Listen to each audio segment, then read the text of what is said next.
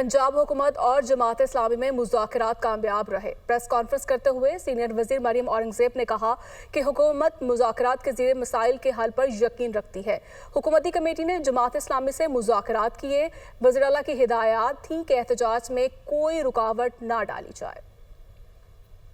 वज़ीर आला पंजाब का एक बहुत ही क्लियर मैसेज था कि किसी किस्म की ना कोई रुकावट हो, ना किसी, बिकॉज पंजाब हमारे भाई आ रहे हैं और उनके हकूक़ जो हैं, उनके मुतालबे जो हैं, वो हमारे भी दिल के बहुत करीब हैं और ये हम सब के बतौर पाकिस्तानी ये हमारे जज्बात हैं और हम इनके साथ हैं।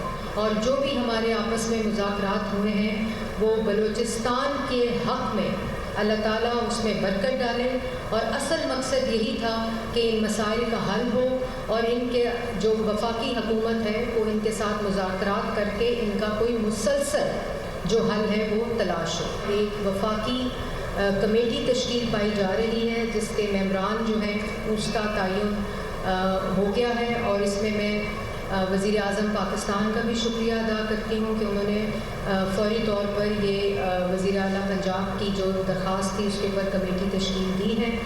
हम तवक्को रखते हैं, हम तो मुल्क के बहरानों में भी यही चाहते हैं कि सियासी बहरानों का सियासी हल तलाश होना चाहिए और कौमी डायलाग होना चाहिए, कौमी मुज़ाकरात होने चाहिए। आज उसकी एक अच्छी मिसाल की सूरत में आगाज़ हो रहा है।